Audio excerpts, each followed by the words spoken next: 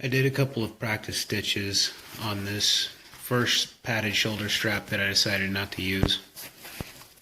The two stitches that I knew I was going to need to use were a zigzag bar tack stitch, I don't know how well that shows up, and a box X stitch.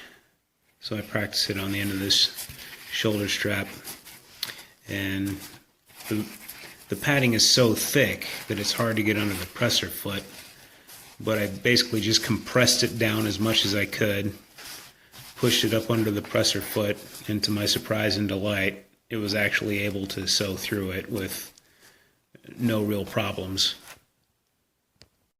Had that not worked, my plan B would have been to shorten the actual padding so that instead of sewing through it, the padding would have basically ended here and here, and then I would have sewed my box X stitch there, probably another one up here, and any bar tack stitching I would have to do through the padding I probably would have just done by hand. But luckily my machine looks like it's able to sew through all of that padding and all the layers of material, so I can just continue on. Okay, to seal this foam padding in there, all I'm going to do is basically take these pieces of material and roll them inward.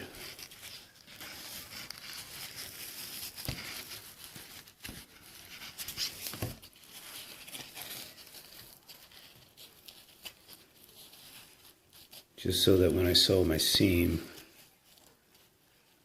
the raw edges aren't poking out. Hopefully that's showing up on camera. Yep. And then I'll just sew a seam right through there.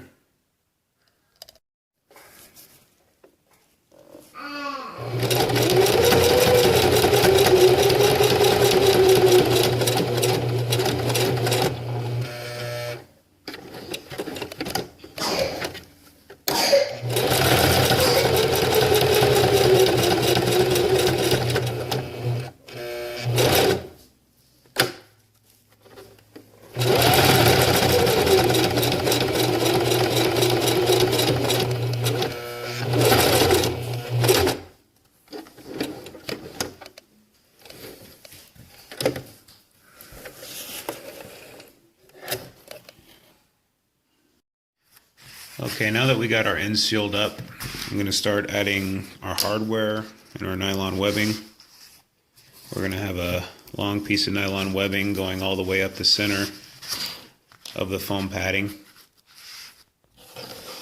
I'm going to add some side release buckles down at the bottom here.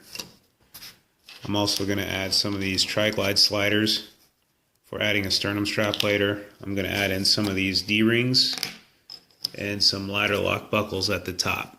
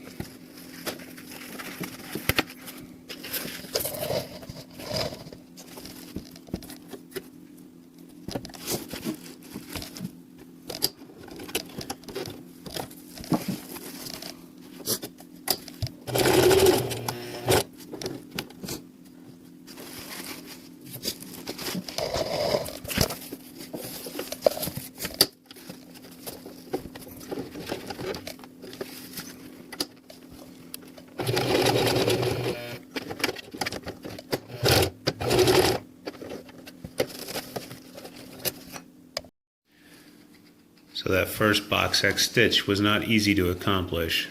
I had pretty much just enough room, but I was honestly worried about breaking a needle or knocking my presser foot off, but we got it done.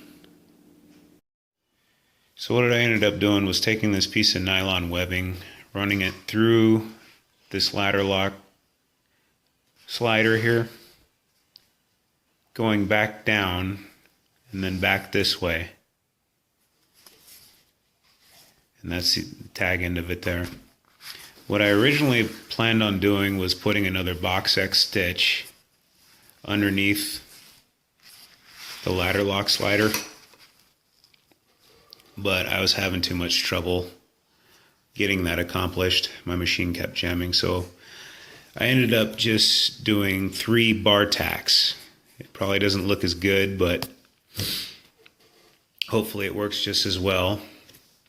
Then I had already had the D-ring on there, but I ended up bar tacking just underneath the D-ring, so now it's held in place by that bar tack right there and the bottom one for the ladder lock slider. For the next part of this project, all I did was cut off a couple of pieces of webbing, put some loops down here at the end, tacked them in place with 3 bar tacks, ran them through our side release buckle, folded over the end, and did another bar tack to keep it from coming out of the side release buckle.